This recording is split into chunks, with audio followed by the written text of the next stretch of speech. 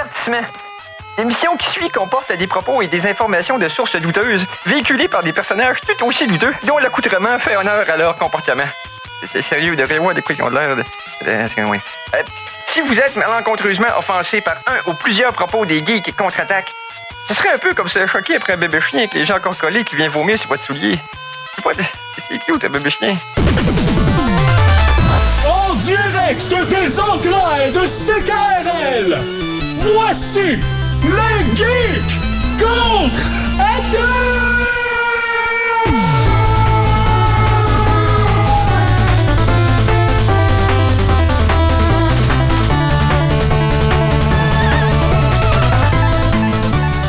Samedi le 25 novembre 2017, bienvenue à cette nouvelle édition des Geeks Contre-Attaque. Mon nom est Éric Lajoie.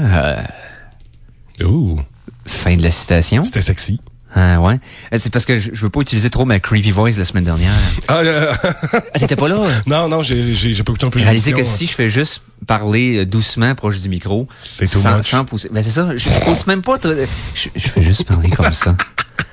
Ouais, j'exagère pas tant, mais juste à parler comme ça paraîtrait que ça sonne inquiétant. Ben, inquiétant pour certains, titillant pour d'autres, je suis convaincu. Ouais, mais je pense qu'il y a un groupe plus nombreux que l'autre. Tu veux-tu vraiment le savoir? Pour mon ego personnel, j'ai pas de doute sur quel groupe est le plus nombreux. Donc, vous avez reconnu la voix du très suave et pileux Conan Arsenault. Salut, Mister. Salut, mon homme, ça va bien. On commence à se ressembler, finalement. J'ai la tête rasée, puis je commence à me laisser pousser la barbe. C'est vrai, mais t'as bien trop de cheveux encore. Ouais. J'ai beaucoup moins de cheveux que toi. Ouais, il s'en vient gris tranquillement, pas vite, par ses côtés. Hein, je peux plus trahir l'âge que j'ai. Un moment donné, ça nous rattrape, ouais, hein? La date, ça canne. La bouffe commence à goûter la date que ça canne. Okay. On va dire ça comme ça. Quelle métaphore bizarre. OK, et à la mise en onde, le nom moins pertinent, Mikey G. Salut! Quand j'étais jeune, on s'amusait avec le jouet avec des pétards, et il y en a un qui m'a explosé dans le nez. Depuis ce temps-là, tout sang et goûte le styrofoam. Excusez, j'ai parti mon Simpson bot coating de Ouais, c'est ça, c'est un goût de palette, ça. Ouais, c'est OK. Parce que ça sonnait là, étrangement à mi-chemin entre la blague et la tranche de vie. Mais tout ça pour dire que nous sommes donc 3, OK, qui ne voulaient pas ça, Anton. Parce qu'ils veulent se battre contre 4 qui ne veulent pas. Non, c'est 3 qui veulent pas, les 4 veulent se battre. Faut que ça rime. Ouais, les 4 veulent se battre, puis les 3 qui voulaient pas. Donc, nous ne voulerons pas pendant 1h30 avec vous. Donc, commençons ce manque de vouloir avec les actualités. Pour apprécier les meilleures sources d'informations, vous devez vous exposer au pire. Voici les Geektualités. Donc, les geeksualités avec les 3 personnes que je viens de nommer. Donc, une présentation de Polydent. Pas de... Ah, si, je l'ai manqué. Non?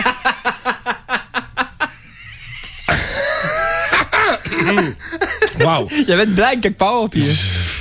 C'était quoi, là? Une présentation de Polydent. Polydent, pas de blender, pas de problème. Ben oui. Bon. Pourquoi se contenter d'une seule dent? Polydent. Ah non, Poly, c'est plusieurs. Anyway. Hey, cet accès de pertinence cette semaine, on est en feu. OK, donc, quel début sensé. Alors, on va commencer sur les chapeaux d'essieu, parce que ça te donne une idée qu'on n'est pas ces chapeaux de roue du tout. Jamais. C'est l'inverse. Hey, les gars, tu sais, dans le monde scientifique, il arrive des fois des idées géniales à des gens. Oui. Tu sais, on avait déjà parlé en fait ici que il y a des fermes d'araignées qui récoltent leur soie qu'elles produisent pour faire plusieurs choses, pour l'étudier entre autres, mais aussi pour pouvoir la dupliquer et recréer quelque chose. Puis ils créent des câbles synthétiques basés avec la soie des araignées qui est extrêmement résistant. Exactement. C'est très cher à produire par contre. Il y a eu quelqu'un qui a eu la super bonne idée de... Je trouve ça... On approche tellement... On dirait même pas que c'est une vraie nouvelle. Donc, il y a quelqu'un qui a eu l'idée de mettre dans l'eau à boire des araignées des molécules de graphène. Et là, donc, l'araignée a comme passé le graphène et dans sa soie se trouvait le dit graphène. Donc, cette araignée-là pouvait tisser une toile qui pouvait supporter le poids d'un être humain. Oui, une toile d'araignée avec les propriétés du graphène. La conductibilité électrique, la force tensile. Fait que dans le fond, tout ça. des araignées dans la nature avec ça pourraient pogner des oiseaux, des chevreuils, des toutes sortes de... Écoute, c'est le premier pas à avoir des super araignées mutantes qui vont te faire du fil imbrisable. Donc vraiment, c'est quelque chose qui en plus semble un peu quasiment trop facile pour comme, ben là, c'est juste ça, là, tu sais, comme tu lui donnes à manger, puis ça y est, là. Tu mets du graphène dans l'eau, puis elle fait des toiles de graphène. Ça y est, tu sais. Ouais, mais tu sais, on peut se dire que... On est rendu là! Oui, madame. Donc, ça veut-tu dire que si je veux être en santé, je bois juste de l'eau avec des pilules dedans? Non, ça marche pas de même. Hein? Tu peux essayer, Ok. Question numéro 1. Es-tu une araignée? on va procéder à la méthode scientifique. Non, je ne suis pas une araignée. Bon, ben, il va falloir que tu refasses toute une nouvelle hypothèse, là. OK, ouais. c'est vrai. Toutes les recherches... Je pense que je vais tremper des élastiques dans l'eau pour que quand je m'étire, je vais devenir plus grand. Ça marche-tu même? C'est à peu près autant que les biscuits qui font grandir. Hey, j'étais triste. Hey, là, tu m'as rappelé une tranche de vie horrible de ma jeunesse. OK, légère parenthèse. Vas-y. La seule fois que la TV m'a fait pleurer à chaudes larmes dans ma jeunesse, c'est quand je me suis fait dire par ma mère que l'épisode de Passe-Partout dans lequel Mélodie avait des biscuits qui rendaient grands, c'était fictif et ça n'existait pas. J'ai pleuré ma vie. Parce que brandi devant mes yeux de jeune naïf était une solution à tous mes problèmes. Ben oui, non, mais et j'ai réalisé que cette solution-là n'existait pas. Et j'ai pleuré la mort de quelque chose qui n'a jamais existé dans la vie. Et ça a été horrible. Mais il y avait pas aussi des biscuits qui rendaient tout petits? C'était juste des biscuits Non, qui qui faisaient grandir. C'était des biscuits en triangle, puis tout le kit. Elle voyait, parce que dans l'épisode, elle voyait les biscuits à la télé, puis elle en mangeait dans la vraie vie, puis ça marchait pas. Ah, c'est ça, ouais. Puis à la fin de l'épisode, j'étais comme confus. Nice. Puis je demandais à ma mère pour en avoir, puis ça existait pas. Puis là, j'étais comme... Ben non, mais ça marchait. Elle grandissait horizontalement. Mais non. En rétro de biscuits, tu viens grande sur le large. Ouais, tu grandis pas, t'avances. Donc, OK. mais bref, non, c'est ça m'avait complètement déçu. Fin de ma parenthèse. Donc, On parlait des avancées scientifiques qui sont à la fine pointe et très intelligentes. Oui, de n'est-ce l'autre pas? côté du spectre, donc dans les reculés psychologiques, il y a l'Américain qu'on surnomme Mad Mike. oui, ça c'est un stuntman, je pense, qui fait des... Ben, en 2014, il avait tenté l'expérience d'aller voir en haut si parce que lui est persuadé qu'on vit sur une terre plate. Oh, c'est ce qu'on appelle un imbécile, c'est ça? Oui, c'est ça. Ah non, c'est un flat earthers, mais je pense que le vrai terme scientifique, c'est imbécile. Les deux se valent. Ouais. En 2014, il a construit une fusée. Oui. S'est élevé à 15 mètres de haut et elle a explosé. Puis la fusée mesurait 14 mètres, fait que c'est pas si pire. 3 ans plus tard, Mike récidive et c'est aujourd'hui qui... Aujourd'hui, là. Aujourd'hui. Le 25 septembre. Septembre? Novembre. Non, novembre, oui. Novembre. Il veut atteindre avec sa fusée qui il a coûté... il l'a fait lui-même, évidemment. Il a coûté 20 000 $ à faire. Oui. OK, pour aller prouver, aller prendre des photos, aller prouver à tout le monde que la Terre est plate. Et il veut que... rappelons qu'en 2014, sa fusée a fait 15 mètres. Là, il veut faire... Ouais, puis il a été longtemps hospitalisé, d'ailleurs, à la suite de cet incident-là. Parce qu'il était dedans quand elle a explosé. Hein. Aussitôt sorti de l'hôpital, le gars, il relève ses manches, il prend son portefeuille, il dépense 20 000 $ en outils et en temps, surtout, pour construire une fusée. Il veut atteindre 550 km avec.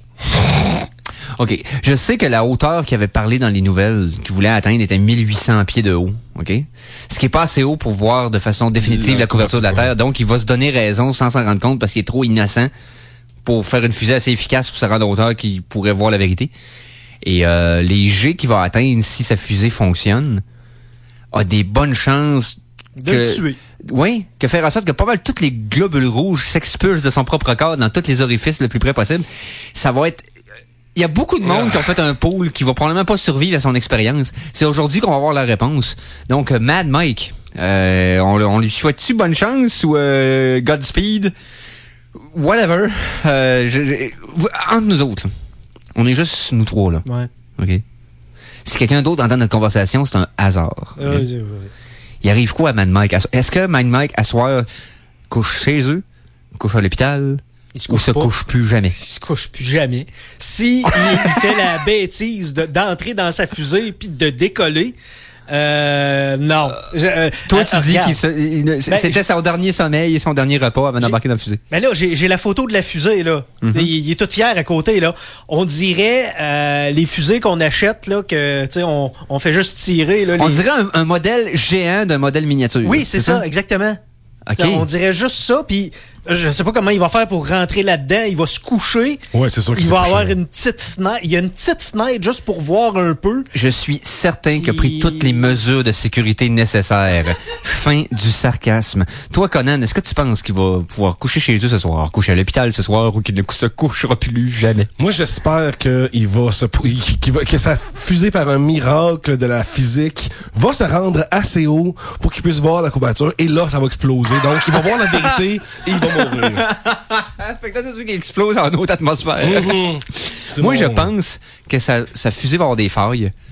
OK, regarde, ce que j'aimerais qu'il arrive, c'est que sa fusée ait des failles pas loin de l'atterrissage, qu'il y ait un gros crash dégueu, qu'ils veulent pas avouer ce qu'il a vu, puis qu'ils décident de même pas donner de nouvelles, mais j'ai l'impression que ça va être un crash au décollage. OK? Il fera même pas 16 pieds dans les airs, puis il y aura rien, puis il va recommencer dans 6 mois. Je pense qu'il va aller coucher chez eux à soir déçu parce que son 20 000 $ va y avoir brûlé devant les yeux.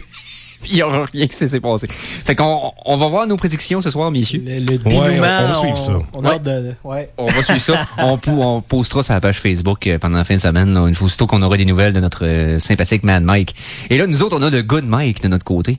Et je demande à Good Mike Hein? de nous préparer ça pour la première tourne de la semaine, s'il te plaît. Tu veux pas que Prison Mike le fasse?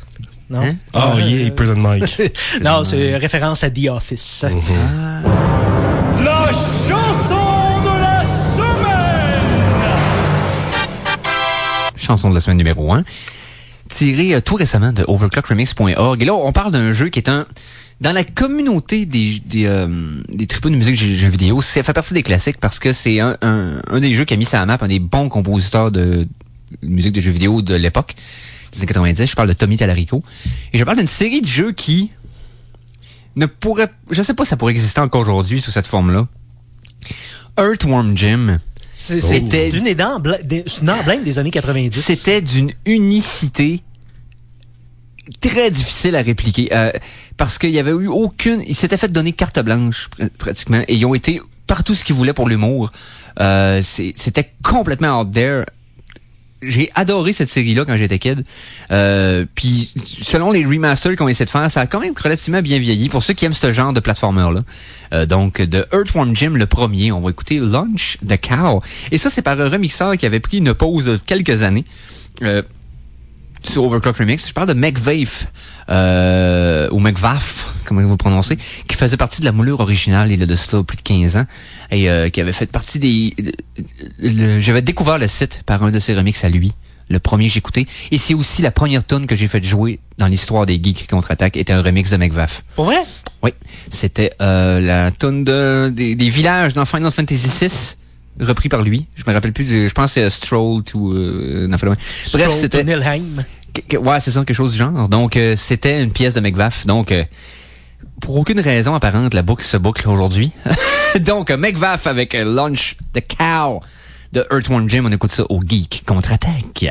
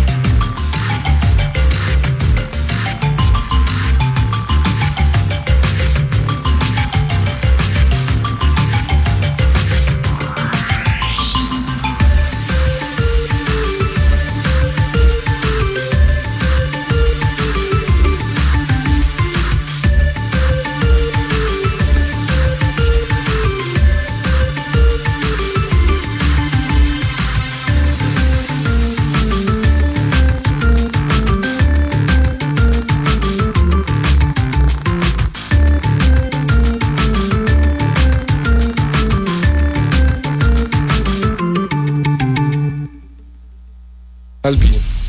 Alors, on vient d'entendre Lunch. Manger la Lunch de vache pour cow. dîner! Projeter la vache. Donc, pas lunch. Lunch the cow. On va dire comme faut. De McVeigh, c'est tiré de Earthworm Jim. C'est disponible gratuitement, bien entendu, depuis cette semaine sur overclockremix.org. Chronique du Cosmos!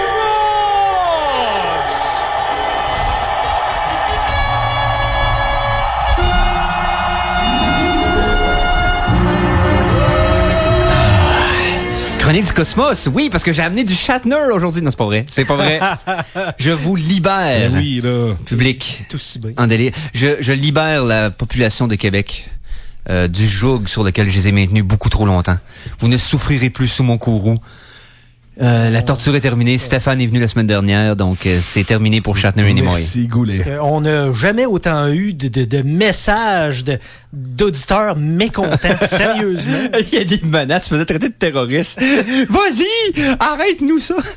C'était Non, drôle. non, mais ouais, c'est... Mais je suis content que, tu sais... La station est en danger, là. On a Ouais, non, reçu des c'est paquets ça. anonymes pis tout, Moi, là. je sais, il y a du monde qui nous regardait louche avec des trench coats sur la 3e Avenue.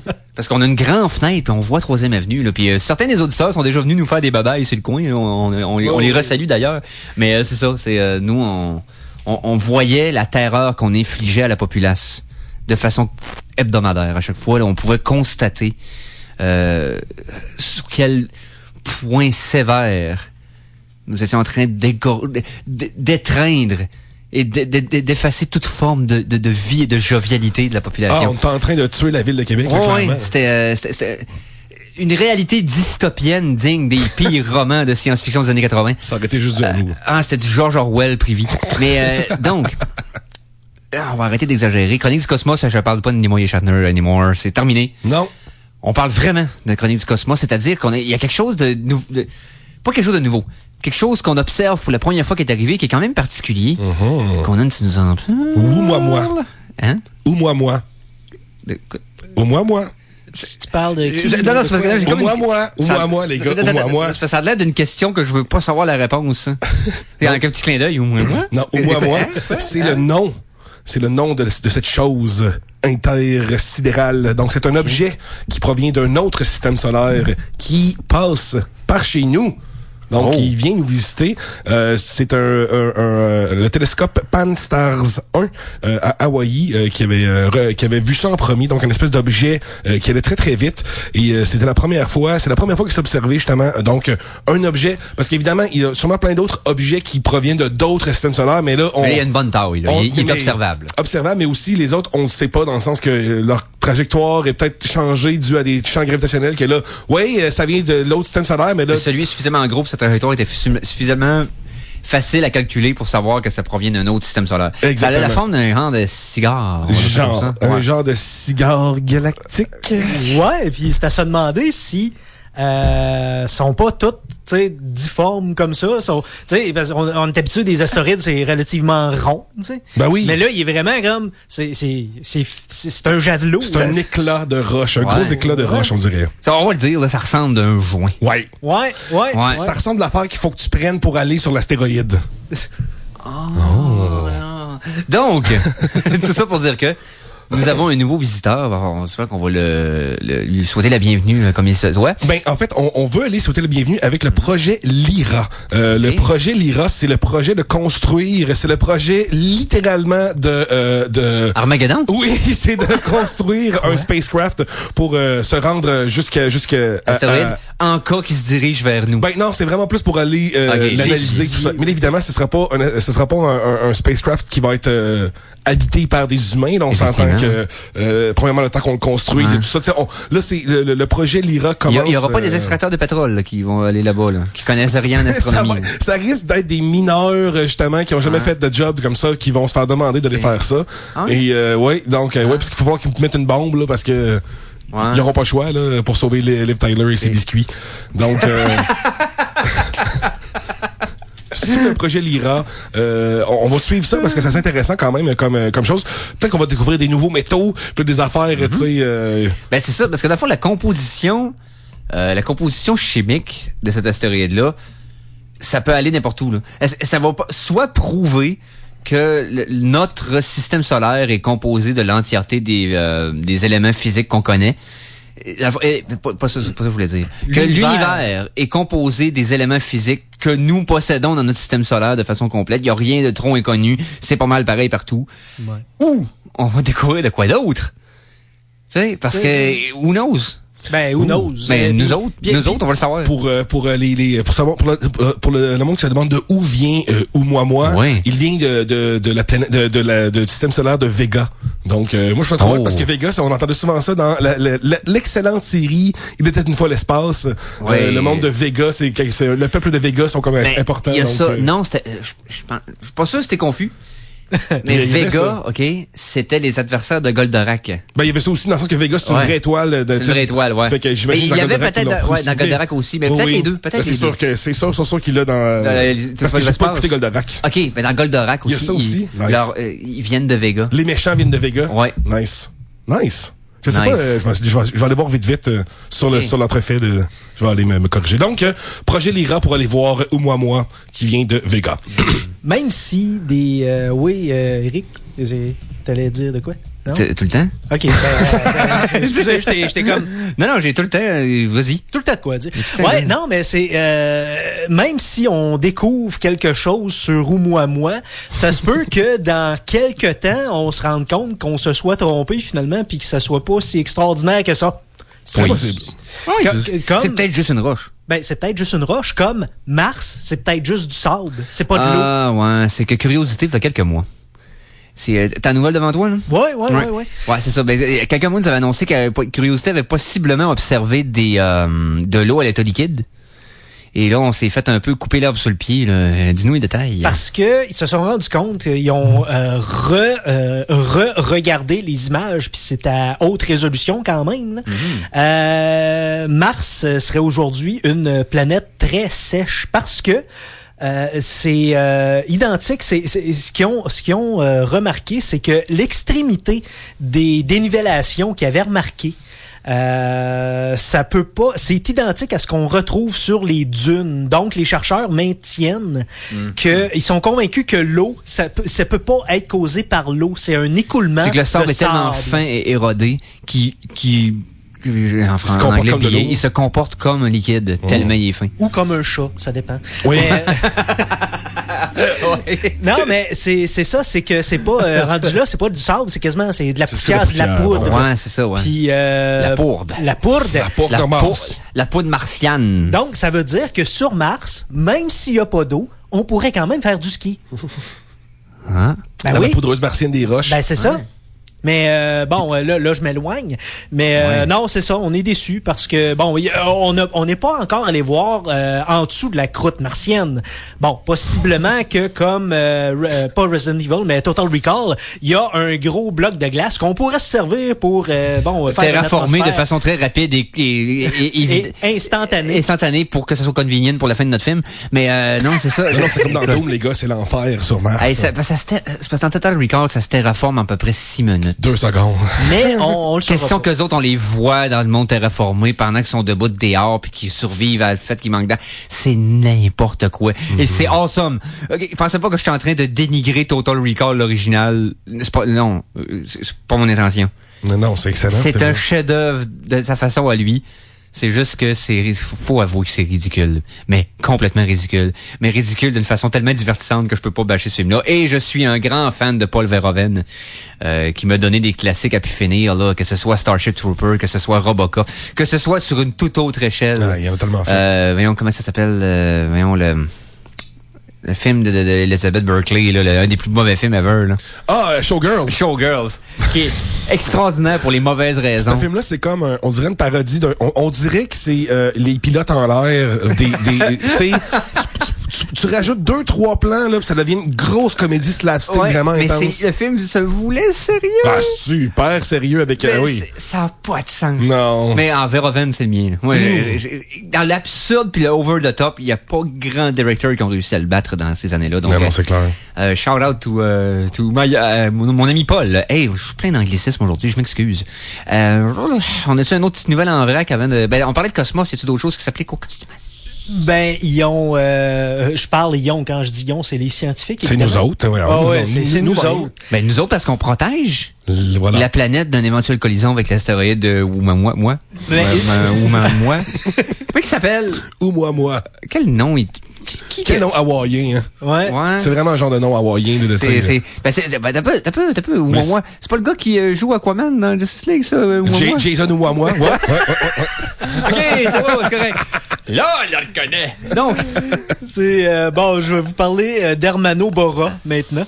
C'est ben oui. Ben oui, c'est un professeur au département de physique de l'Université Laval. OK. Puis il y a son étudiant au doctorat Éric Trottier. Oui. Ils ont analysé des signaux émis par 2 500 000 étoiles. OK, c'est de la job ça. Ouais, c'est de l'ouvrage ça. Là-dessus, ils ont trouvé que 234 étoiles flashaient de manière trop régulière et rythmée pour être causées par des phénomènes naturels. Ah, ça y est, méga structure galactique qui nous envoie des... Ah, ça y est, on l'a les boys.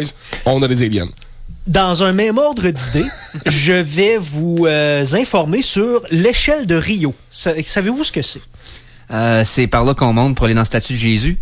Quand il y a un feu, là, c'est cette échelle-là qu'on prend. C'est ça. Nice. Mais il y en a un autre? Rio. Non, c'est ça que c'est l'échelle des pompiers! c'est ça. Non, c'est une échelle qui évalue l'importance de la crédibilité des affirmations concernant la détection de signaux extraterrestres. Okay? Oh, OK. C'est quoi? C'est sur une échelle de... Sur une échelle de 10. 10, OK. 10 étant confirmation, là, il est devant toi qui parle. Le plus crédible qu'on peut être, puis 1 étant... nous autres. Mettons Mad Mike, puis la planète Terre. 0 étant Mad Mike, parce que la Breakthrough, l'initiative Breakthrough Listen, qui va être bientôt en place pour écouter dans l'espace les possibles civilisations extraterrestres, ils mettent une note entre 0 et 1, cette affirmation-là. Oui. Fait que c'est pas totalement 0. Mais tu sais, ça... Mais c'est pas 1 non plus. Mettons qu'il sait rien pour s'exciter de poil les jambes. C'est nul ou non significatif. Mais quand même, il y a une petite chance. Alors, l'initiative Breakthrough Listen, quand elle va être en place, elle est entrée d'ailleurs, cette initiative, en contact avec Hermano Bora. Et il a annoncé qu'il braquerait un télescope optique sur plusieurs de ces étoiles-là pour essayer de raffiner ces résultats pour peut-être avoir un peu plus de... Parce que tu sais, si c'est un soleil qui clignote, moi j'ai l'impression que c'est juste des planètes qui passent devant, là, mais parce que, mais en même temps, là, il fait ça comme fin novembre, début décembre. Probablement des décorations de Noël. Oui, mais vois-tu ce que tu veux dire qu'il y a du monde qui pose ces lumières-là, là? Ça veut dire qu'il y a une civilisation. Ça veut dire qu'il y a un Hydro-Québec là-bas, là. Ça peut être juste composé lumière, là, comme proximité des télescopes, puis ça a reflété. Regarde, OK.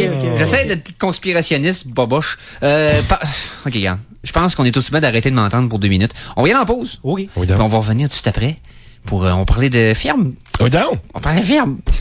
Alors attention, ici c'est François Pérusse. Et ce que vous écoutez en ce moment, c'est les Geeks contre-attaque. Fait que watch out. À CKRL 89,1.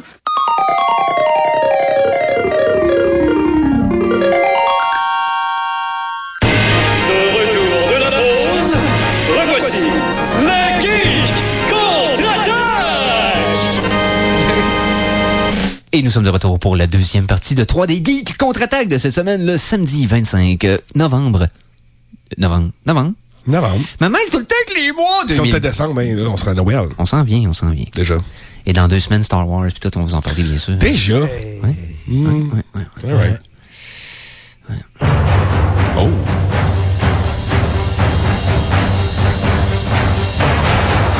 Après Cronen le barbare, Cronen le destructeur et Cronen le bibliothécaire. Voici Cronen l'Arsenault. Quel thème. Incroyable. J'étais comme un petit peu sloppy, entre guillemets, dans ma chaise. Et j'entends ce thème-là, puis je me redresse. Ça te rédicace, comme diraient mes amis.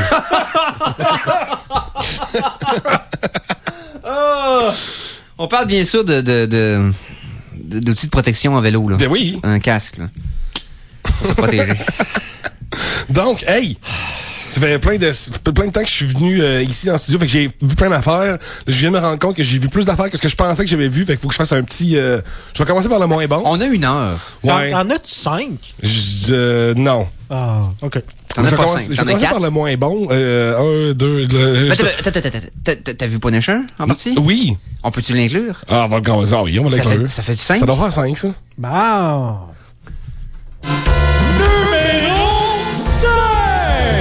On va se faire une belle grosse chronique Arsenault aujourd'hui. OK?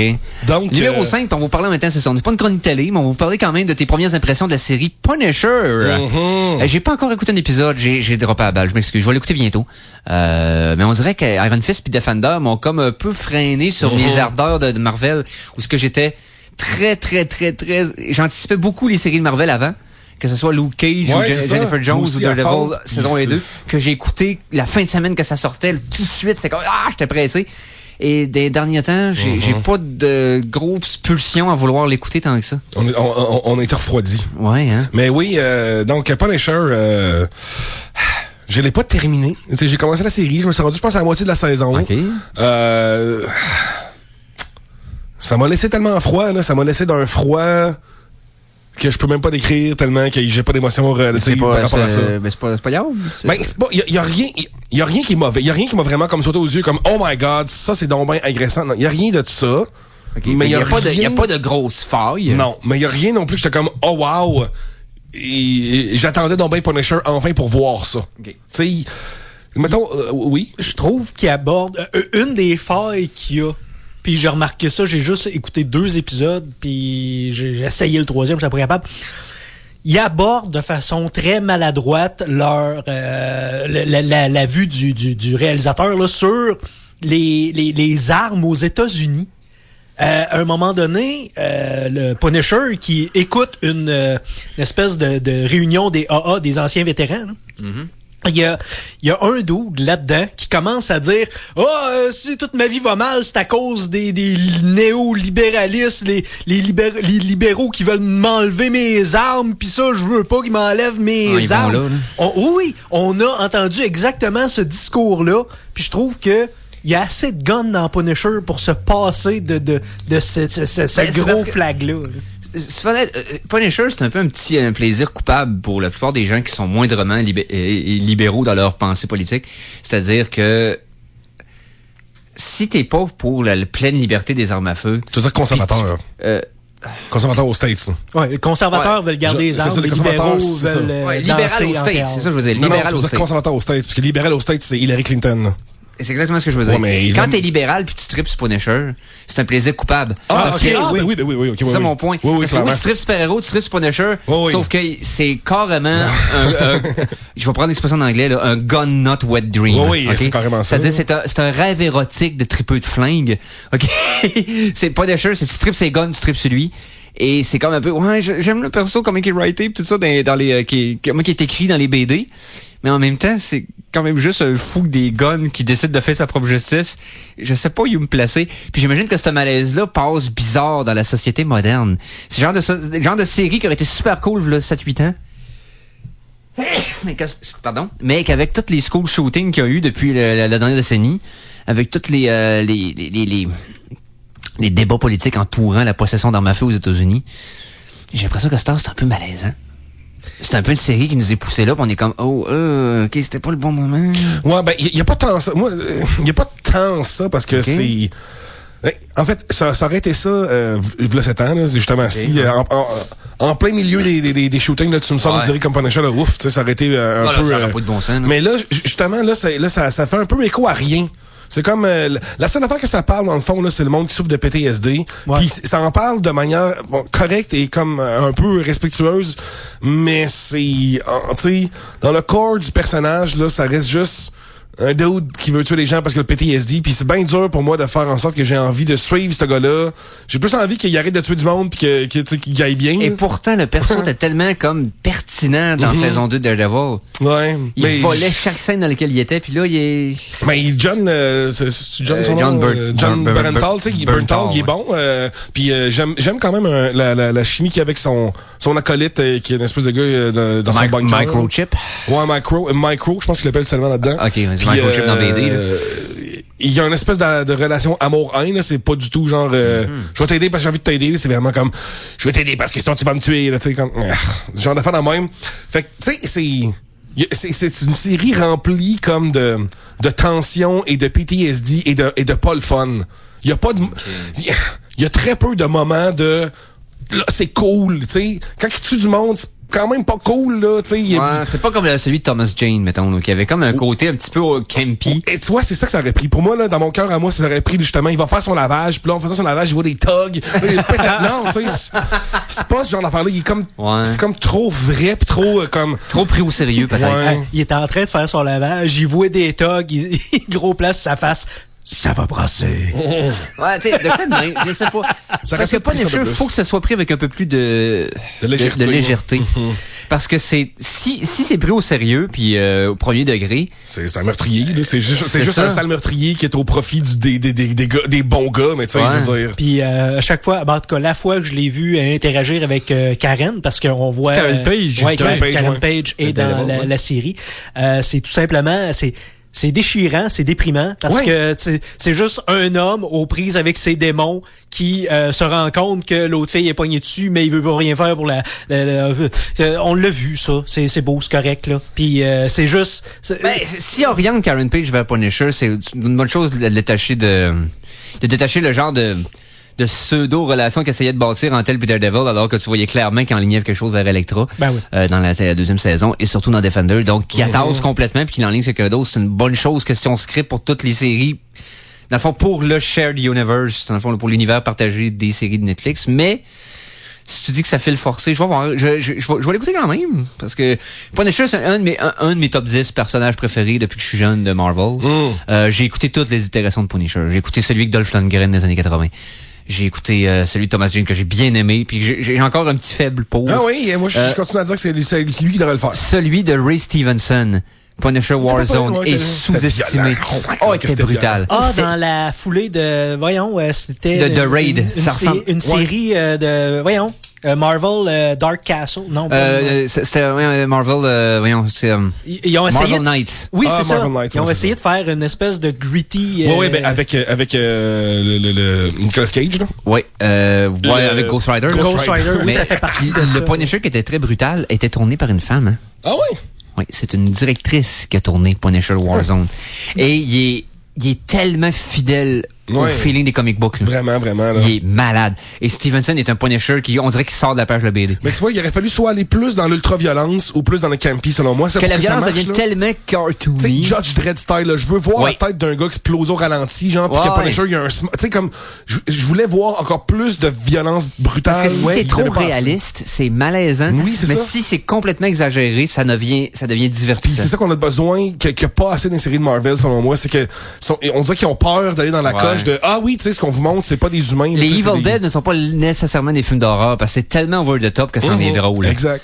Si vous êtes trippé sur le cinéma asiatique, Riki-Oh, The Story of Ricky, si vous connaissez pas ce film-là, c'est un des films les plus brutaux que j'ai vu de ma vie, mais c'est un des films les plus drôles et extraordinaires que vous pouvez voir. Parce que même si vous avez peur des films violents, ça peut pas vous écœurer, là. C'est un cartoon. C'est ça, c'est un manga en real life. C'est exactement. C'est ça. Je veux dire, le gars, il donne un coup de poing sur un point, le point explose en millions de... Il fend le poing de quelqu'un d'autre en deux avec son poing.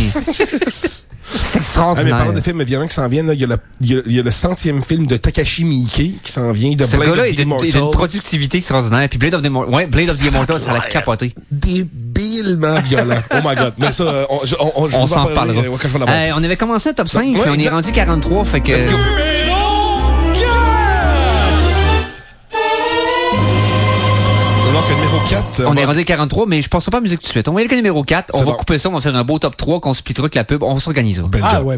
Donc, on continue en télévision. C'est une nouvelle série sur Netflix, Trailer Park Boys, Out of the Park, USA. En fait, c'est... Il arrête de faire des films, il retourne à faire des séries. J'ai de la misère à y suivre. Ouais, mais là, ils sont plus dans le parc. Là, ils voyagent. Là, tu sais, ils sont, il y a Out of the Park USA puis Out of the Park Europe. Donc, ils sont en Europe et là, c'est Bubbles. C'est bien. Si t'aimes les Trailer Park Boys, en fait, je trouve ça rafraîchissant parce qu'en plus, ça montre que, tu sais, depuis la mort de Leahy, ils ont vraiment comme fait une coupure. Donc, là, on veut plus aller dans le Trailer Park. C'est comme, s'il y a pas de Leahy dans le Trailer Park, je vois pas pourquoi j'ai envie. Je veux pas voir le Trailer Park Boys s'ennuyer d'un personnage qui va manquer parce que l'acteur est mort. Donc, Trailer Park Boys, j'ai comme rien vraiment à dire à part, ils restent, ce qui m'étonne, c'est qu'ils restent tellement fidèles à eux-mêmes. Leur produit est tellement consistant à travers les années, c'est un peu ridicule à quel point c'est shitty au même niveau depuis tout le temps. Là. C'est ça que j'adore de cette série-là. Ils ont pas voulu avoir une production de plus en plus belle avec, mettons, je prends comme exemple It's Always Sunny in Philadelphia, une de mes séries préférées. Si tu regardes la dernière saison, juste la facture visuelle, puis tu regardes la première saison, tu pourrais même pas dire que c'est la même série tellement que ça a évolué. Trailer Park Boys, là, c'est pareil, là, tu sais, comme tu peux voir qu'il y a une petite différence dans le grain parce qu'ils filment plus en VHS, comme, tu sais, mais de la manière que c'est filmé, de la manière que c'est cadré, puis tous les acteurs ont pas trop changé physiquement non plus, donc, non, j'aime vraiment ça, c'est un peu, tu sais, good old Trailer Park Boys, là, en dehors du parc, qui font leur niaiserie, donc. Non, mais pour les fans, c'est same old, ça va avoir du fun. Ouais, exactement, puis c'est une bonne nouvelle dans le cadre de quelque chose qui sort du cadre, dans le sens que, tu sais, c'est une série que, ils sont pas à la même place, puis ils vont ailleurs, mais c'est le fun pareil. Fait que... justement, je suis pas fan de Trailer Park Boys, j'ai pas vraiment écouté, mais étant donné qu'ils sont comme dans une bulle vraiment, là, qui sortent de leur bulle, moi, j'aurais vu une façon plus, tant qu'à voyager, plus Borat.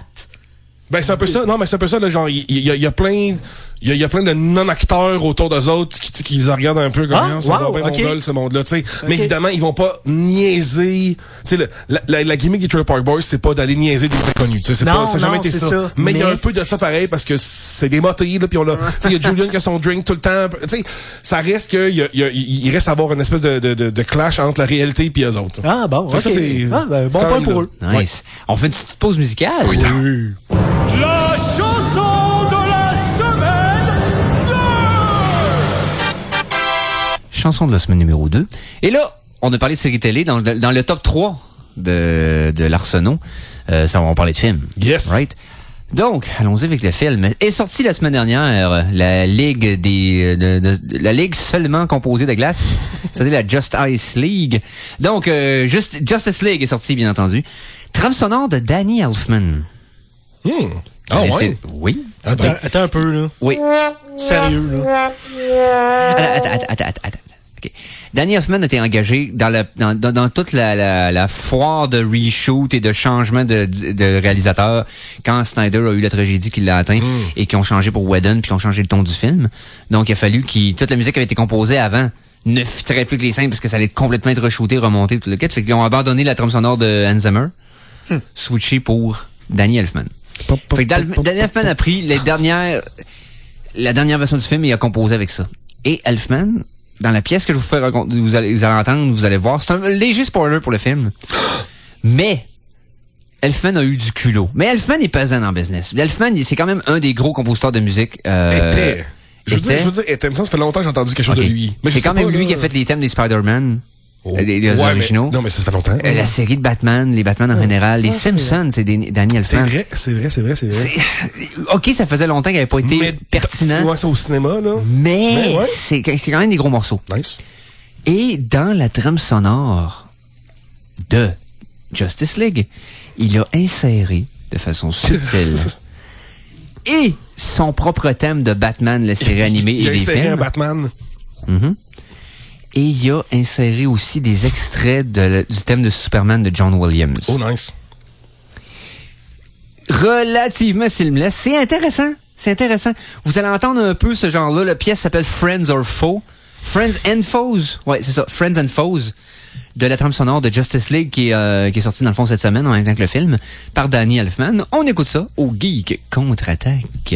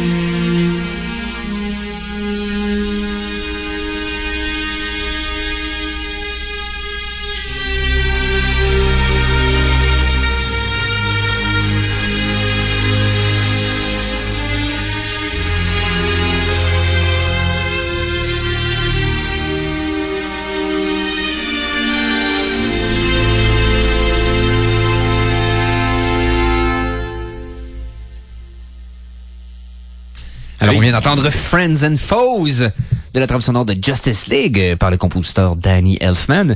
Et vous avez probablement reconnu, comme je disais, les thèmes de Batman des années 90, ainsi que le thème de John Williams de Superman. Donc, c'est une take assez intéressante sur la façon d'utiliser la musique dans le nouveau film, qui semble avoir des critiques positives et négatives. Mieux que Batman vs Superman, évidemment. Mais c'est pas, tu sais, c'est pas... Mon gâteau goûte meilleur qu'une poignée de sable, évidemment. Mais voilà. C'est vraiment du seul cinéma. C'est ça. Donc, par contre, il y aurait un gros clash entre ce qui a été écrit par Whedon et ce qui a été écrit par Snyder. Donc, c'est un film qui a de l'air comme rabouté un an. Mais bon, paraîtrait que certaines scènes entre le Flash et Superman qui valent la peine d'être vues. Donc, spoiler, je viens de dire que Superman est dans le film. Tout le monde savait que Superman était dans le film. Donc, voilà. Voyons. Hey, on n'était pas en train de faire un décompte? Ah oui, donc? Numéro 3! Palmarès numéro 3, qu'est-ce que t'as aimé le plus les 3 dernières semaines? Ça va être 2 films en même temps, parce que vu qu'il y a juste 2 autres films après à parler, je vais mettre ça de même. Non, t'avais déjà 5. Il y en avait déjà 5, mais ça a l'air que j'ai fait un brain fart. Donc, parce que c'est 2 films qui m'ont déçu autant. Je vais les mettre en même temps parce que les 2 m'ont vraiment déçu. Et j'avais eu des attentes très hautes pour un et pas si hautes pour l'autre. Donc, le premier qui m'a le plus déçu, c'est Hitman's Bodyguard. Avec Ryan Reynolds et Samuel Jackson. Donc, c'est l'histoire de Ryan Reynolds qui fait un garde du corps qui doit défendre Samuel Jackson, qui est un tueur à gages. Donc, pour de X raisons. Et c'est tellement poche, là. Oh my God! Ben, juste la prémisse, moi, ça m'a pas accroché, vois-tu? Moi, j'étais comme... Il y avait un petit quelque chose avec le trailer, avec I Will Always Love You, genre. S'il laisse Ryan Reynolds être ce qui est lui-même, je me disais, ça va au moins être drôle. Ouais. Si on donnait un petit peu de free range sur les profs. Trop de place à Ryan Reynolds. Là, ce film-là est wrong, tu sais, all over.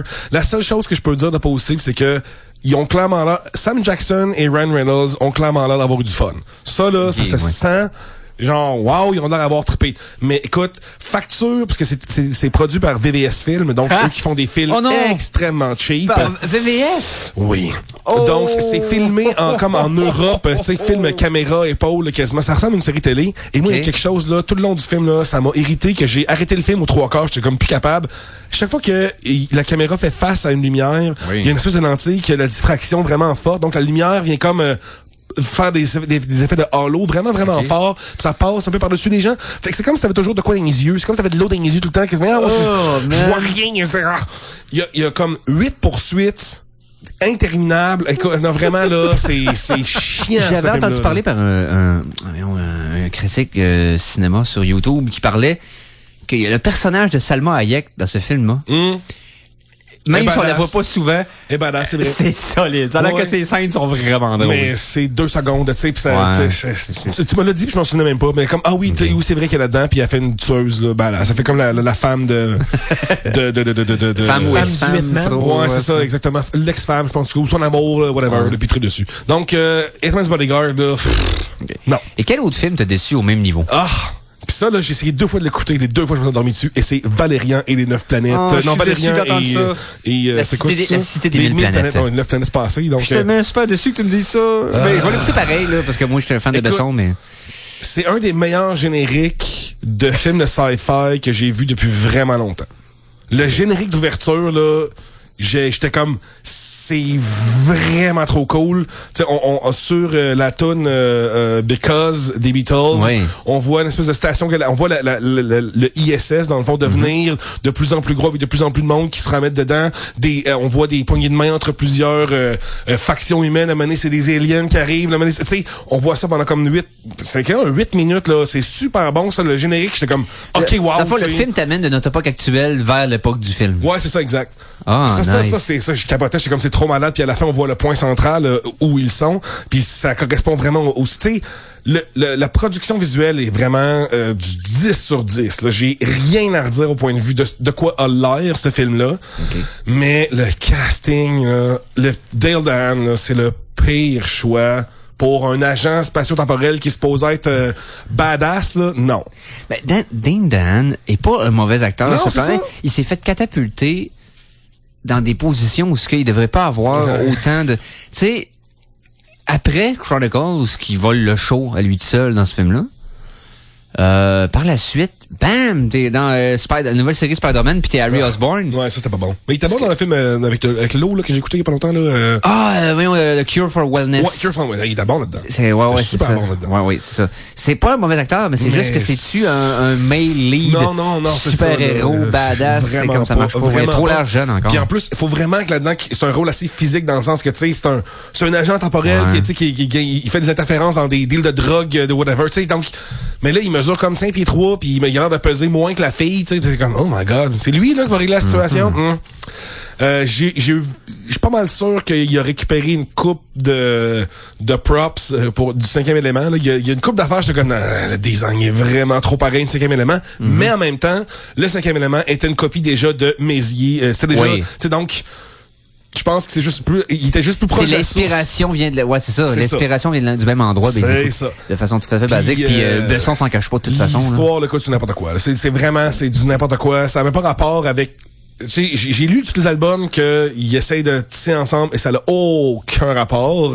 La petite bébite qui était trop cool, le transmuteur Goyon de Blux, ils s'en servent pas full bien comparé à ce qu'il y aurait dû. C'est vraiment des ratés tout le long, mais les shots qui sont belles, écoute, c'est visuellement malade, là. C'est pareil que la case de la BD, là. J'avais la case de la BD, j'ai regardé l'image comme, c'est ça. Cool. That's it. C'est un film à voir au cinéma juste parce que ça impressionne par sa facture visuelle. Il y a trop de passes dans le film que j'étais comme, bon, ça c'est vraiment juste pour le 3D, là, comme le monde qui met des affaires devant la caméra, c'est comme, veux-tu même sacrer patience avec tes affaires là, tu sais, c'est gimmick. Fait que vraiment grosse déception, mais ça vaut la peine d'être vu quand même. Ça vaut quand même la peine d'être vu. Faut que j'y donne, c'est vraiment beau. OK.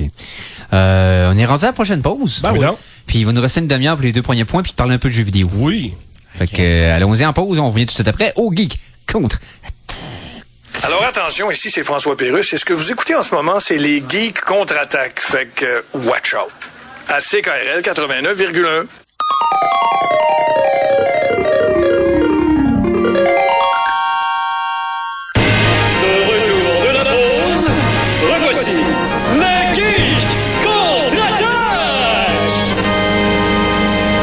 Et nous sommes de retour pour le 3e tiers des Geeks contre-attaque et la fin d'un décompte qui va maintenant se continuer avec le... Numéro 2!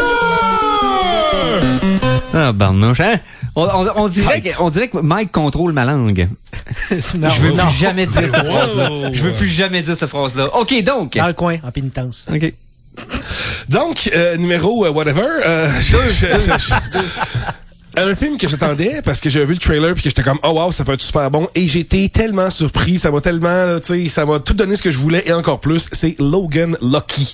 Donc le film de Steven Soderbergh sur la famille Logan. Steven Soderbergh qui avait pris sa retraite comme réalisateur. Ouais, il a fait une petite pause. Il y a quelques années, puis finalement revient pour diriger ce film-là. Soderbergh, pour ceux qui savent pas, c'est récemment le directeur des celui qui avait réalisé les Ocean Eleven, la trilogie. La série mais Ocean, tellement de gros film aussi. Là. Checkez son répertoire IMDb, vous allez capoter. Là. C'est un des gros directeurs d'Hollywood des années fin 90 et toutes les années 2000.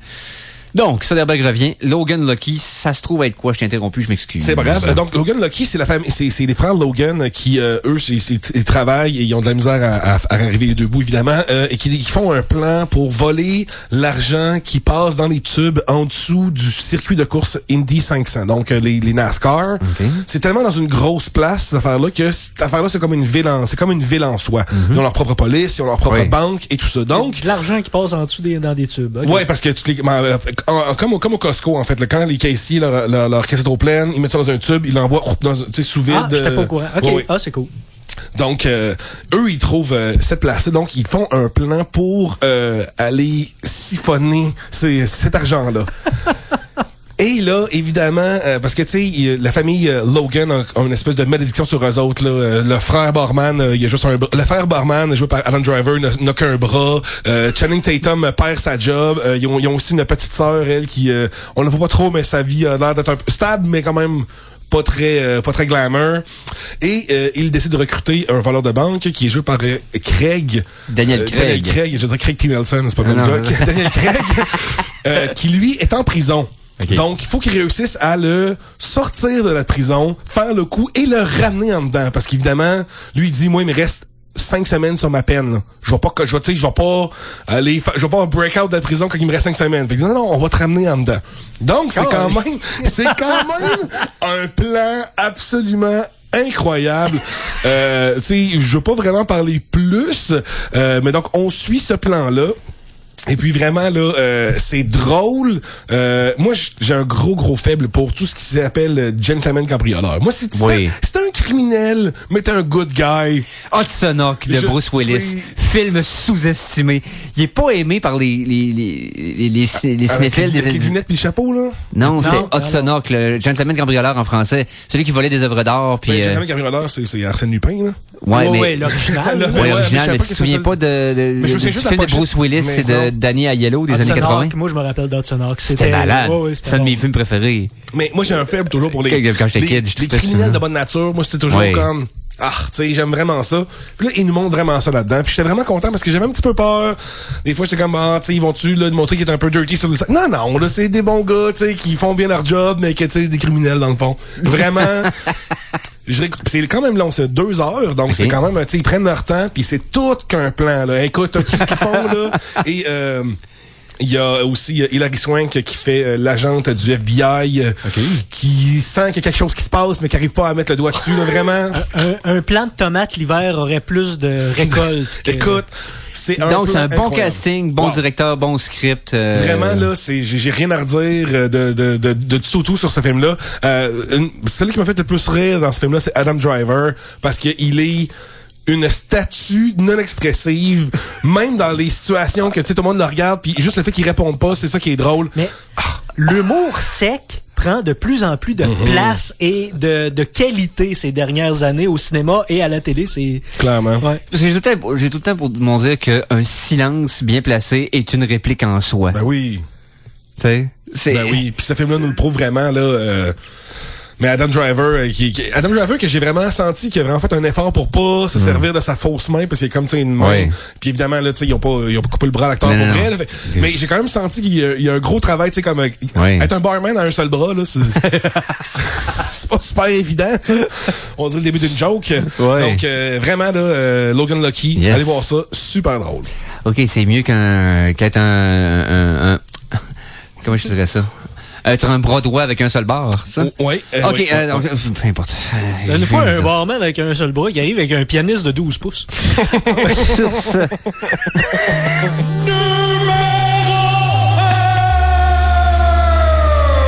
Ça prend un petit piano, ça. Hein? OK. Numéro 1. Hey, je n'ai pas parlé parce que j'étais pas ici lors de la dernière semaine, mais Thor, Ragnarok. Oh my God! Oh my God! Qu'est-ce que c'est ça, cette affaire-là? C'est donc ben de fun, c'est donc ben drôle, c'est donc ben tout ce que je m'attendais pas d'un film de Marvel. Écoute, j'étais rendu à la moitié du film, là, et je voulais le recommencer. J'étais comme, non, mais on peut-tu recommencer au début, là, parce que je suis encore, tu sais, ce film-là, et c'est le meilleur film de Marvel depuis, selon moi, au moins Guardians, facilement. Sinon, Winter Soldier circule un peu. Ouais, mais c'est parce que, tu sais, là, on est plus proche du ton de Guardians, parce que, tu sais, c'est comme léger tout ça. Mais comme qualité de film, individuellement, Winter Soldier était pratiquement parfait. C'est pas mal encore probablement le meilleur film que Marvel a fait à date. Ouais, je suis d'accord avec toi. Mais on n'est pas loin de ça, parce que là, ce qui est le fun, c'est qu'on voit vraiment Chris Hemsworth avec son comédique timing impeccable. Parce qu'il y a beaucoup de... Le réalisateur dit qu'il y a environ 80% des répliques que c'est de l'improvisation. Bon, 80% c'est beaucoup, là, mais on l'avait vu dans ce contexte-là, dans Ghostbusters, qui était la seule chose qui était de qualité de ce film-là. Ben oui, c'était Chris Hemsworth. Exact. Donc, puis là-dedans, là, vraiment, là, il t'en sort des excellentes... donc, l'histoire, on suit... Ce qui est le fun dans ce film-là, c'est que ça défait Thor après 15 minutes. Ça cape... Il n'a plus de cap. Son marteau, il n'a plus de marteau. Ses cheveux, il en a plus, le cheveu. On met le personnage à terre là, dès le début du film. C'est comme... Parce que ce qui se passe, c'est que la sœur de Thor, Ella, qui était enfermée en dessous du Valhalla, revient, parce que là, Odin est mort. Donc, elle revient en disant « Hey, wow, Thor, là, c'est moi le boss. C'est moi le premier-né d'Odin, c'est pas vous autres. Donc, Valhalla m'appartient. » Et là, eux, ils essaient de défendre Valhalla comme ils peuvent. Et en même temps, en fait se rendre jusqu'au Valhalla pour le défendre. Et là, Thor se ramasse sur une planète Scrap. Non, je sais pas ce qu'on nom. Scar. Non, Scar, c'est le nom du fils de Hulk dans Planète Hulk. Mais ça se peut que la planète s'appelle de même parce que ça fait penser à la planète de Planète Hulk. Mais je pense que c'est Scar. Donc c'est là qu'il rencontre Hulk. Ben ouais, c'est ça, c'est dans une espèce d'arène de combat, il rencontre Hulk. Qu'on avait vu dans la bande-annonce, là, pour ceux qui pensent qu'on divulgage. Non, c'est vraiment quelque chose. Puis d'ailleurs, Hulk, il est le fun là-dedans, mais c'est peut-être un peu l'affaire que, tu sais, Hulk, soudainement, a un vocabulaire vraiment quand c'est grand, dans le sens qu'il peut faire la différence entre smoldering, tu sais, ça fait une bonne joke, mais je comprends pas comment Hulk est soudainement rendu un poète et comprend la différence entre un feu qui est smoldering et un big fire, tu sais. Mais c'est parce qu'il devient, il devient un peu dumb. Mais il aurait pu rester dumb. Hulk. Mais il part d'un génie, Bruce Banner. Fait que la version d'homme de génie est beaucoup plus intelligente que les d'hommes qu'on côtoie dans la vraie vie. Puis, faut dire que plus il est fâché, plus il est stupide. Quand il est juste... S'il est calme, ça se peut qu'il ait un peu plus d'accès à son QI. Là. Ça peut être explicable dans le... C'est rien de dérangeant, c'est juste... C'est après que j'ai repensé vraiment au mot utilisé. Là, je suis vraiment super, là, ça c'est une critique un peu niaiseuse. Mais donc, il rencontre son ami... J'ai acheté de maison neuve, il y a un grain de sable dans mon entrée. Là, ça m'énerve, un grain de sable. Le reste est correct. La musique est super bien choisie. Oui, on en a fait jouer la semaine dernière d'ailleurs. Quel mélange éclectique de musique pété. Les dialogues sont tous au bon endroit. C'est la comédie parfaite. Vraiment, moi, quelque chose qui m'a surpris, c'est que... pas qui m'a surpris, mais que j'étais content de voir, c'est que on voit un peu les limites de Hulk, dans le sens qu'il est pas... C'est pas un dieu, là, Hulk. Là. Non. Tu sais, il est capable de se faire ramasser, puis Thor aussi, puis ça, je trouve ça quand même le fun. Jeff Goldblum est quand même très drôle dans le film. Et quand même Jeff Goldblum. Mais moi, c'est l'affaire que, personnellement, je mets un petit peu de... Ouais, OK, mais... J'aurais aimé ça un autre acteur que Jeff Goldblum. Parce que là, tout ce qu'on voit, c'est dans le sens... C'est Jeff Goldblum. C'est pas un acteur, c'est Jeff Goldblum avec des lèvres bleues. Pis, dans le sens... C'est lui. Là. Ouais, c'est ça. Ça, c'est correct, ça fit bien dans le film, mais cinématographiquement parlant, c'est un peu faible. Là, comme quelque chose qui m'accroche dans les films de super-héros, sur lesquels j'accorde probablement plus d'importance qu'il devrait, mais quoique c'est important, c'est le méchant. Est-ce qu'il est... En fait, c'est quoi? C'est le premier méchant, parce que le méchant, c'est Kate Blanchett, qui fait Ella. C'est ça. Moi, là, personnellement, là, j'étais 100% de son bord à elle. Dans le conflit qu'elle arrive, j'étais comme, non, c'est elle qui a raison, là, dans cette histoire-là, elle a 100%, tu sais, comme... Mais c'est la première née. Ouais, mais moi, ça a l'air qu'elle vole le show aussi, le film. Vraiment. À chaque fois qu'elle est là, elle est vraiment, vraiment badass, tu sais, comme, on peut voir que, tu sais, c'est pas Galadriel, là. Fait que, elle là. On est ailleurs, là. Ouais. Elle là. Encore, pour faire un peu la même comparaison tout à l'heure, dans un mauvais film, avait tiré son épingle du jeu solide. Le film qui n'existe pas, là, le 4e Indiana Jones. Et elle faisait une nazie là-dedans, était malade, là. Okay. Était vraiment solide, là. Pour ceux qui ont vu ce film qui techniquement n'existe pas. Donc Kate Blanchett hypothétiquement volerait le show si le film existait. Donc je dis ça de même. Ensuite. Quoi d'autre? Les jokes, il y en a vraiment plus qu'on pense, mais tu sais, au début ça me faisait un peu peur parce que je me disais bon, il va-tu en avoir trop, tu sais, non, c'est juste bien amené. Les nouveaux personnages qu'on rencontre, Korg, un nouveau personnage qui est un gros amas de pierre, est très très drôle parce que c'est un espèce de gros badass, mais il y a une petite voix comme les kiwis là, il parle avec une petite voix super aiguë, tu sais, fait que puis il est comme super chill aussi en même temps, c'est une espèce de créature de roche de gladiateur, mais que ça a été apparemment que ça a été inspiré d'un bouncer néo-zélandais. Ouais, je peux le voir là, comme hey man. What you doing here, man? Tu sais, il y a une petite voix de même, puis il est super badass, c'est vraiment cool. Quoi dire de... Taika Waititi. Ouais, vraiment, là. Qui, la chimie entre Loki et Thor est vraiment le fun. Enfin, j'ai senti que c'était des frères. Oh! Là, c'est deux frères que c'est comme, ok, ils s'aiment pas, là, mais tu sais, c'est deux frères pareils. Ils vont quand même se sauver, puis ils vont quand même...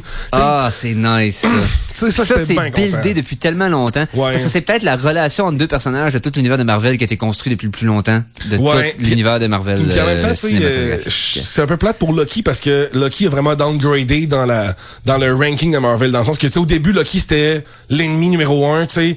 Puis là, à cette heure, c'est un peu sur une punchline. C'est pas très grave. Je le préfère comme ça. Je le préfère comme un petit trickster que si tu crois en ces trucs, il est vraiment très, très puissant, mais si tu peux voir que c'est des trucs, tu sais, tu peux le niquer facilement. C'est Loki le vaincu plutôt que Loki le conquérant. Ça, je trouve ça le fun. D'ailleurs, à un moment donné, quand Ella arrive devant Loki et Thor, elle demande Neil. Puis c'est toujours ce que Loki demande à tout le monde. Agenouillez-vous devant moi, puis Loki, comme quoi, non? Je peux pas m'agenouiller. Très nice. Vraiment, là, j'ai tellement de choses à jaser du film, mais je veux pas trop parce que je veux pas gâcher. Mais solide. Vraiment, là, je le réécouterais n'importe quand. N'importe quand. La musique est super bonne. La seule chose que moi, j'aurais souhaité, après coup, là, quand je l'ai vu après, il y a quelque chose dans le traitement visuel qui est comme là dans les posters, mais qui est pas là tant dans le film, puis c'est le côté néon. Tu sais, sur le poster, c'est comme bleu, vert. Rétro 80, néon. Ouais, c'est ça. Ouais. Ça, personnellement... La touche est plus dans la musique que dans le visuel. Ouais, puis mais même à ça, elle est pas tant dans la musique parce que c'est plus des moments, mettons, on va entendre du Led Zepp et des affaires de même que rétro. Il y en a du retro wave un peu tout le temps puis ça fit, mais j'aurais quasiment aimé ça qui aille dans l'approche bloody metal, tu sais, dans le sens, il aurait pu nous montrer ça plus comme, tu sais, avec du metal. Far Cry Blood Dragon. Non, mais c'est déjà un peu ça. Non, je pensais genre Death Clock. Tu sais, dans le sens super métal violent, mais fun pis fin pareil, tu sais. Parce que ça fait, je veux dire, c'est rien qui m'a dérangé, mais c'est que l'esthétique néon des années 80 a fait plus dans Guardians of the Galaxy que dans Thor. Mais c'est rien pour... Non, ça enlève rien au film. Ça enlève absolument rien au film. Fait que, hautement recommandé par Conan. Il y a un caméo, en fait, deux caméos, vraiment, je m'attendais jamais à voir. Ben le caméo de Stan Lee, tu t'en attendais? Non, mais oui, mais c'est pas Stan Lee. Un caméo on n'avait jamais vu encore dans Marvel. Un acteur qu'on n'avait jamais vu encore dans Marvel. Un gros acteur, un gros nom. Équivalent, mettons, à... on présume que vous avez tous vu Guardians 2. Oui. Oh oui. Stallone dans Guardians 2. C'est l'équivalent de ça? Ben, c'est pas... Je m'attendais pas que Stallone joue le rôle du premier Guardians. Ça m'a fait triper ben raide. J'ai vraiment aimé ça. Le rôle est pas important. Le rôle que le caméo va jouer est pas du tout important, mais c'est le caméo en tant que tel. On s'entendait jamais à voir cette face-là dans un film de Marvel? Ouais, pis c'est comme une joke, mais en tout cas, ouais, c'est... OK. Parce que, ouais. OK. Non, c'est parfait. Ouais. Donc, OK. Mais hautement suggéré. Ah oui, allez-y. Thor Ragnarok, du gros fun en fût. Et ça peut faire la job en attendant que vous vouliez pas voir Justice League ou que vous attendiez de voir Star Wars dans 2 semaines. Hey, on y va en musique? S'il te plaît. La chanson de la semaine 3! Chanson de la semaine numéro 3 que j'ai sorti pour un événement d'actualité de la semaine dernière et pour vous annoncer un petit quelque chose de fun qui va arriver dans les prochaines semaines. Projet égocentrique que je veux juste vous partager, puis ça va être drôle, on va avoir du fun avec ça. Donc, Jonathan Young, un YouTuber qui reprend la musique de façon rigoureuse et masculine et virile. Donc, reprend des tonnes populaires, des thèmes d'émissions, des thèmes de jeux vidéo en métal. Donc, Jonathan Young qui reprend cette fois-ci le thème de Skyrim. Et je vais vous expliquer pourquoi que j'ai amené une tonne de Skyrim aujourd'hui. Donc, on écoute Skyrim Theme de Jonathan Young sur les ondes de CKRL au Geek Contre-Attaque.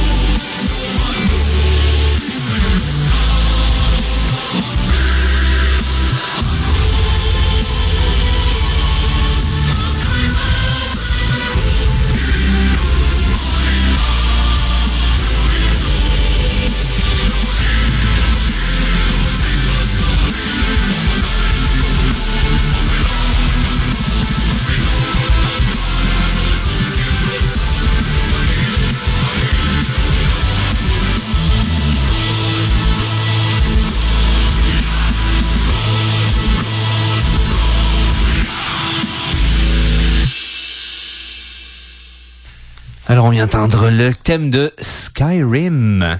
Et ça, c'est par Jonathan Young. Donc, c'est long. Hein? Et on dédie cette chanson à notre collègue, notre pyrologue en chef, puisque le seul, c'est Philippe Jacques, Ben oui. qui présentement est maintenu à la maison pour cause de maladie. Indisposé. Ouais, t'es indisposé par une maladie automnale et hivernale là, que tout le monde a. Là. Donc, Eric, moi j'ai une question. Hein? Pourquoi t'as choisi la pièce de Skyrim, cette pièce-là? Ben, c'est tiré d'un jeu vidéo. Ah Puis je me ouais? suis dit que t'es tiré d'un jeu vidéo, on pourrait parler de jeux vidéo. Chronique jeux vidéo! Alors, chronique jeux vidéo. Mais il n'y avait pas une nouvelle rattachée à ça? La semaine passée sortait... Un événement que tu veux promouvoir. OK, oui. OK. Je voulais en parler à la fin d'émission, mais si on en parle là, on va en parler là. Est sorti la semaine dernière, vendredi pour être plus précis, le Skyrim VR Bundle. Donc, tu peux acheter tes lunettes VR et t'acheter Skyrim puis jouer à Skyrim en VR. Et mourir de sécheresse parce que tu ne seras pas hydraté dans Skyrim. Il va falloir que tu te bloques un intraveineux, mon Eric, je pense. OK, écoute bien. Skyrim est le premier jeu complet à être... complet là. Fait un jeu qui est porté pour le VR, qui est pas un démo qui dure, mettons, 20 minutes, ou un genre de jeu répétitif qui est plus une preuve de concept qu'un jeu en tant que tel. C'est historique. C'est Skyrim, c'est gros, là. C'est un gros RPG à grand déploiement en VR. Plein de bugs, parce que c'est Bethesda. La plupart de les bugs ont du charme, j'ai pas de problème avec ça.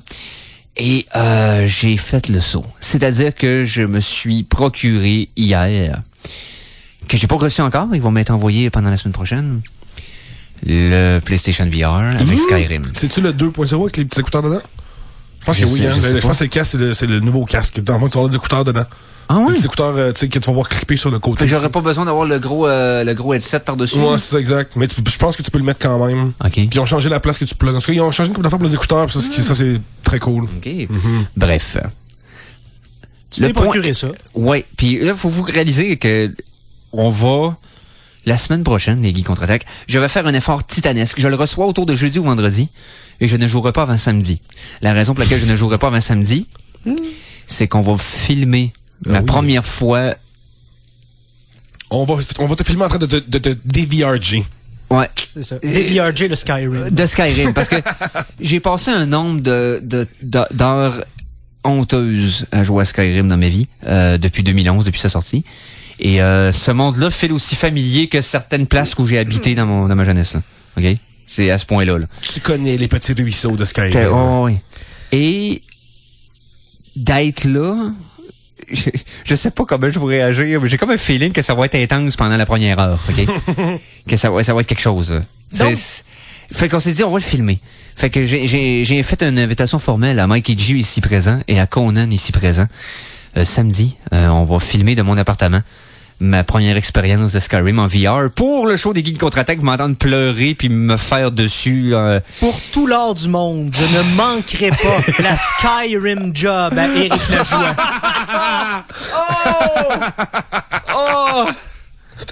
Hashtag Skyrim job. Ça y est. Nice. Donc, et en passant, j'ai question de conversation geek.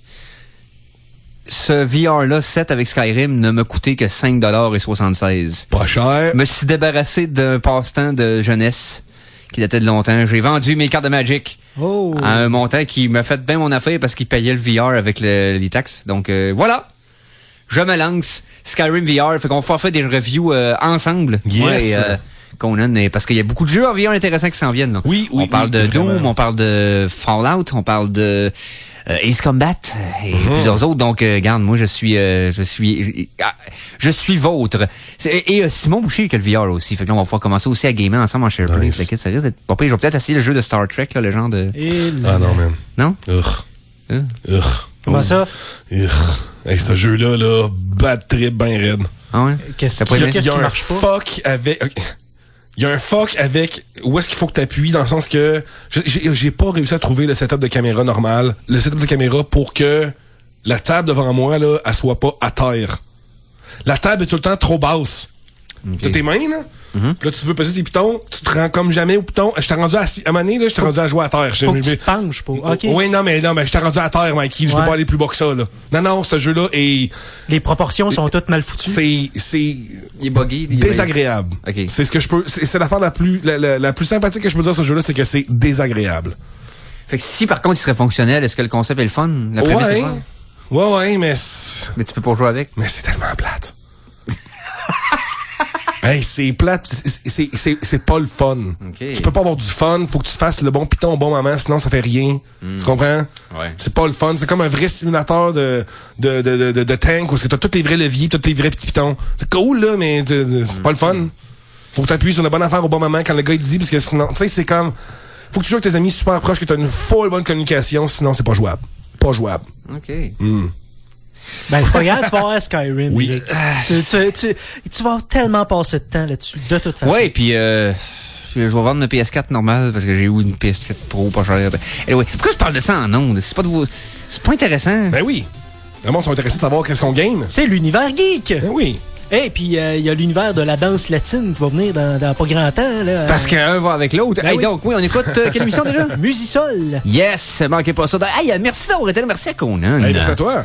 Hey, je suis content de la revoir. Ça faisait longtemps. Ben oui, c'est vrai que ça fait longtemps. Parce qu'on se voyait souvent, puis là, des 2 semaines en ligne, c'était comme... J'étais absent. Je sais. Hey, Sylvain, ça fait longtemps que j'ai pas vu Sylvain. Sylvain? Ouais, Sylvain, il est pas souvent?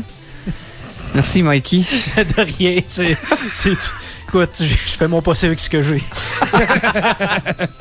Donc, et merci surtout à vous autres, gang de fous. On se reprend la semaine prochaine. Sur ce, salut les geeks.